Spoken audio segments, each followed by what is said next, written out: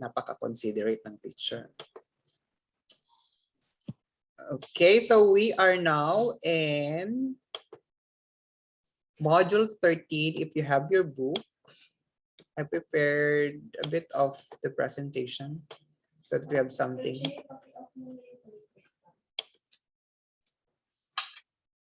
There you go. So writer as witness. So each of us, I believe that we are all writers, right? How among you here are not writers? Maybe some will say, I'm not a writer, but why are you writing in my class, by the way? So you are still considered as a writer or writers. So let's consider, okay, there you go, I'm back. So there.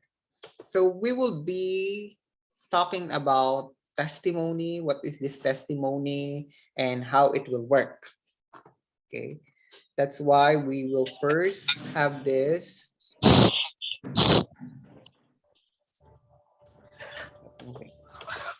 Okay, I, Rigoberta Menchú. So this was her written output. My name is Rigoberta Menchú. I am 23 years old. This is my testimony. I didn't learn it from a book and I didn't learn it alone. I'd like to stress that it's not only my life, it's also the testimony of my people. It's hard for me to remember everything that's happened to me in my life since there have been many very bad times. But yes, moments of joy as well. The important thing is that what has happened to me has happened to many other people too. My story is the story of all poor Guatemalans. My personal experience is the reality of a whole people. Okay, who is this Rigoberta Menchú? By the way, there you go. I, Rigoberta Menchú, is a book written in a Latin American genre called testimonial. So, awarded Menchú. So the book awarded Menchú. So Menchú was or is a Guatemalan indigenous woman. So the prize for best testimonial narrative for 1983 in the Casa de las Americas annual contest. So the author also received Nobel Peace Prize in 1992. So I believe that her write-up really inspired and moved the people of Guatemalans, especially of America. Okay, why did she write this testimony? Maybe she wanted to relay or tell something about their experience as Guatemalans as a whole. Actually, I, Rigoberta Menchú was first published in Spanish in 1983 as Me llamo Rigoberta Menchú y así me nació la conciencia. If you have your book, 129. My name is Rigoberta Menchú, translation na po to, and this is how my consciousness was born. It was also considered as one of the major examples of testimonial.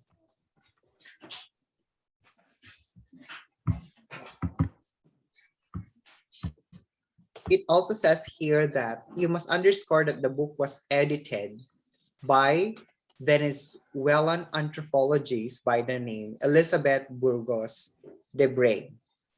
As mentioned, claimed in the book that her Spanish reading, writing, speaking the language was not well. So Elizabeth Burgos de Bray helped the author to put together the oral testimony from a series of interviews. That is why Burgos also added quotes from the Popol Vuh. Okay, what is this Popol Vuh? So Popol Vuh is the sacred Book of the Mayans as epigraphs. Okay, so Elizabeth Burgos used the sacred book of Mayans to at least have a context, okay, context or background checking of what really happens to the Guatemalans, represented, of course, by the author herself.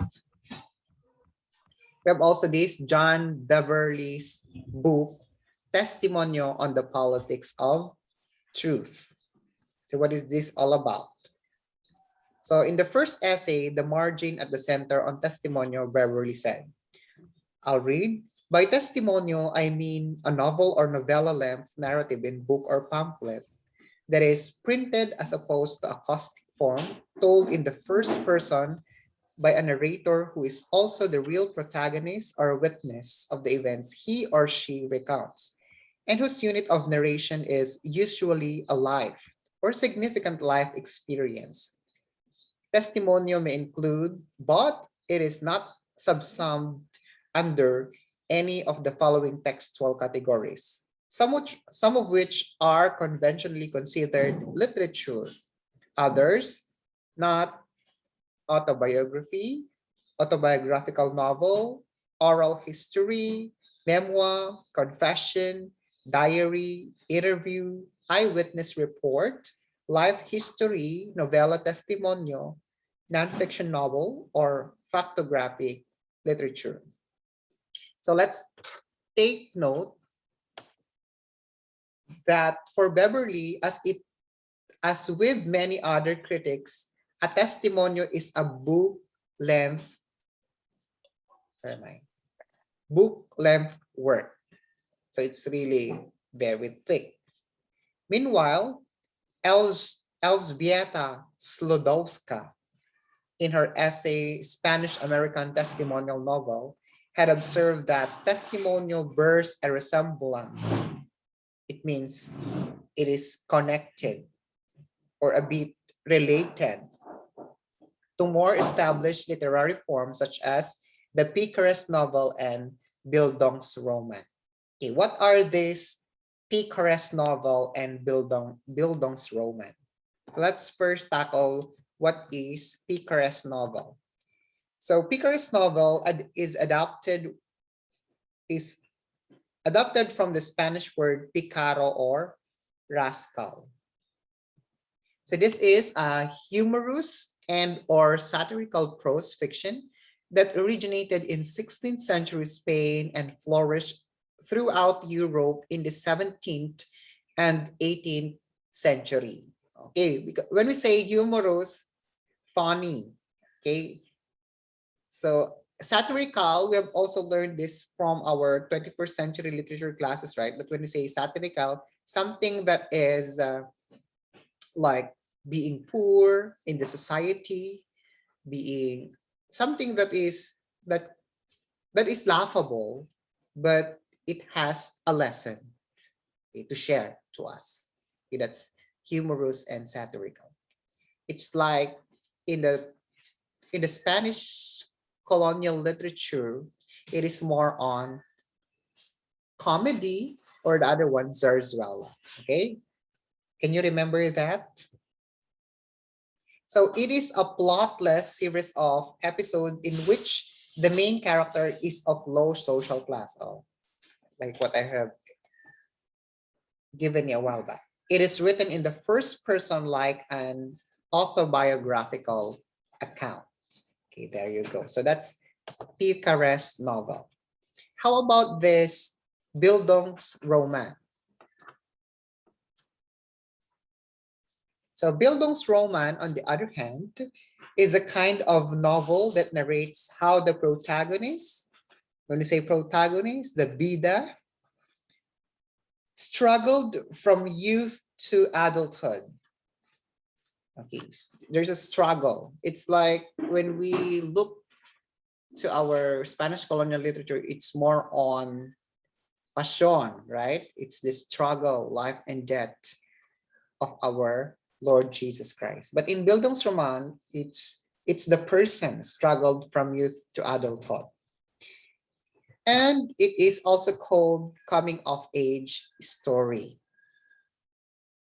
Can you remember a term wherein we have, I think, tackled that? Oh, yeah, that's coming of age story. That's a term. Okay, I believe that we have differentiated well what is Picarest novel from Bildungsroman. So moving on to Slodowska. So Slodowska explained that testimonial relies on specific forensic patterns of argumentation, as well as on the narrative conventions of autobiography and the traditional realist novel. So with the former, it shares the split identity of narrating, experiencing self, while with the latter, it assumes an empiricist position. When you say empiricist, it's more on the reasoning power.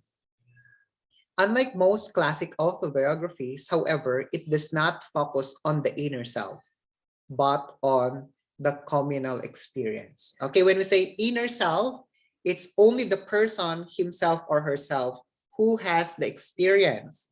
Okay, but when we say communal experience, it's more on the community, like communal. It's the community's experience as a whole. It's not only you, but you belonging to a community. I believe that you have gotten that idea. So unlike Beverly, Sudoska distance testimonial from the life story or life history. So what is this life history?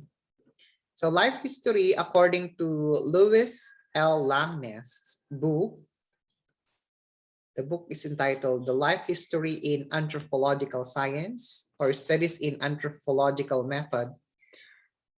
It is really being refers to an extensive record of a person's life as it is reported either by the person himself. Okay, when you say the person himself or herself, it's really the author, or by others, or both. And whether it is written or in interviews, or both. Okay, it's written. In the other side of the coin, it is also, the basis is on interviews or both. So that's life history. It is being written by the author himself or herself, or someone who has written or asked interviews from those people related to that particular author he or she wanted to describe or to make his or her life history. In Linda S. Meyer's Introduction to Woman as Witness, Essays on Testimonial Literature by Latin American Women, we will read the following.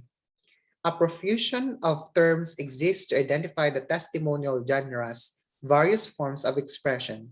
So this include, but are not limited to, the following, like answers to survey questions, anthropological or social science documentary, autobiography and autobiographical novel, chronicle, confession, diary, documentary narrative or novel, interview, letter, life, history, memoirs, oral history, newspaper article, nonfiction novel, photographs, social literature, testimonial novel, and transcription of tape speech. Okay, these are some that can be evidences for us to have this, to have our write-up have basis or to make it valid and reliable. So these are just some sources like what I have given to you a while back. Okay, moving on. Meyer, so this definition also agrees with what Meyer had noted as the roles of testimonial, which includes the following. Okay, as a means, number one, as a means of representing an individual experience that has been erased or ignored, but connecting its individuality to the identity of a group or a community. As they say, we have this quotation that the birds of the same feather flock together. That's why we are being admonished to really choose our friends, because their life experiences, their life history may be transferred to us. It's very, very good when they could change us to something better. But if it will change us to something bad or worse, then we should really reconnect or to cut our connection to them. Okay, so that's a deep meaning for number one. So number two, as such, it replaces I that may be at the forefront of a testimonial narrative with an understood we. Okay, from first person I to still first person plural we, because first person I is singular, right? But when we are talking about communal experience, of course, we will be representing the community. That's why from I to the pronoun we. Okay, it's still in the first person, but it became or it becomes plural. And the third one, aspect of resistance, because the narrator of a testimonial text belongs to an oppressed, excluded, and or marginal group, and speaks rights as a member of that group. Okay, since we are talking about experiences, like the experience of Rigoberta Menchú. So if it's only her experience that she's sharing, it is not, what do you call it, effective. Okay, but when she represented already the whole community, it became interesting, especially to the people of America and Venezuelans, because that is not only a one-sided experience, but it's the all-faceted experiences of the whole Venezuelans. It says here, in a testimonial, the I represents the we in narrating the story of resistance against oppression experienced by the collective. Because when we, like for example, we are dealing with riot, revolution, what else? In Tagalog, pag-aalsa, something like that. So you cannot do it alone, right? It's very illogical. So, but when you say riot, revolution, like the EDSA People Power Revolution, it's really the people, right? Who will really do the action. It's not only you, but the whole community that will matter most. Okay. So Beverly traced the roots of testimonial back to the history of Latin American literature. He pointed out the roots of testimonial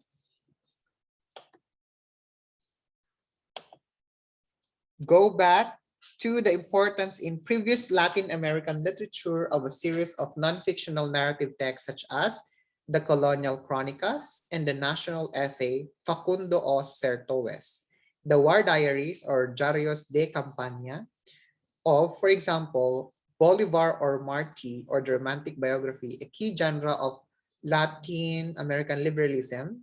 This tradition, combined with the wide popularity of the sort of anthropological or sociological life history composed out of the tape-recorded narratives developed by academic social scientists such as Oscar Luis or Ricardo Posas in the 1950s.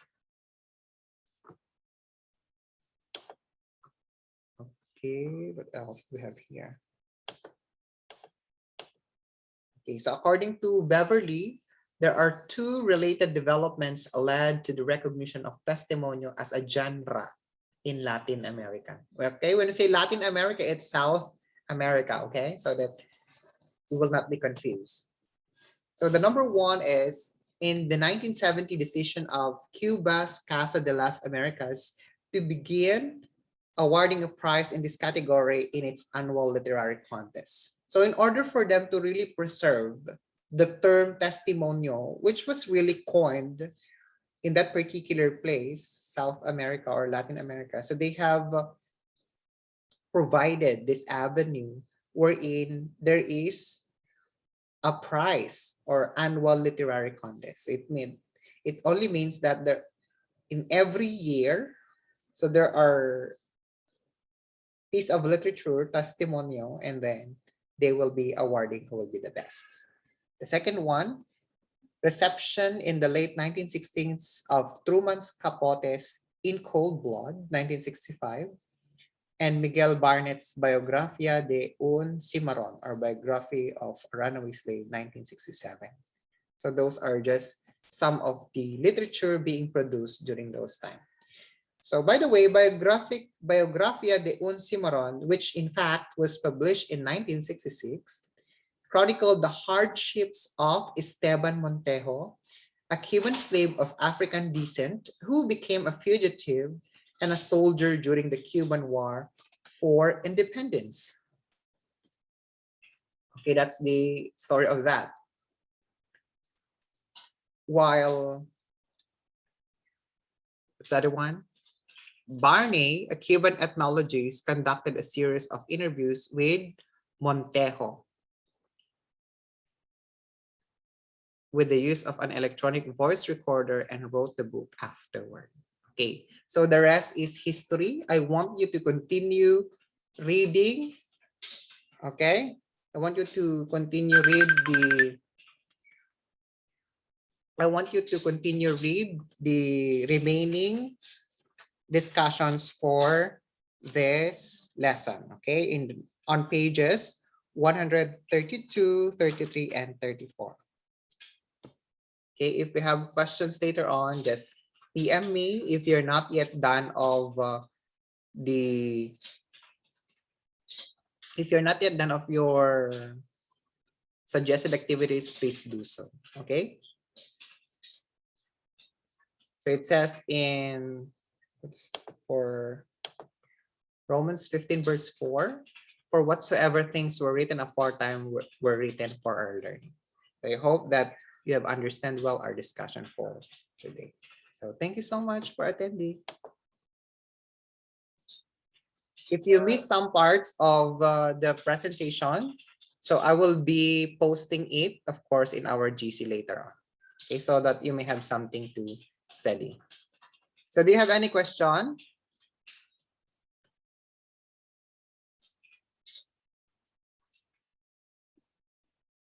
Hello, are you still there? Do you have any question? Oh, Edward. Sir, dun sa module 6, yun sa mga in-interview, kailangan Okay. pa ilagay yung... Just put it in the reference part. Like, for example, this people interviewed at the reference part, at least at the end part of your discussion. Okay, so that I have something to take as an evidence for your report. Any other? Ano daw yun? Yes. So if you have interviewed people as your basis in your portfolio 6, so you can add that to the last part.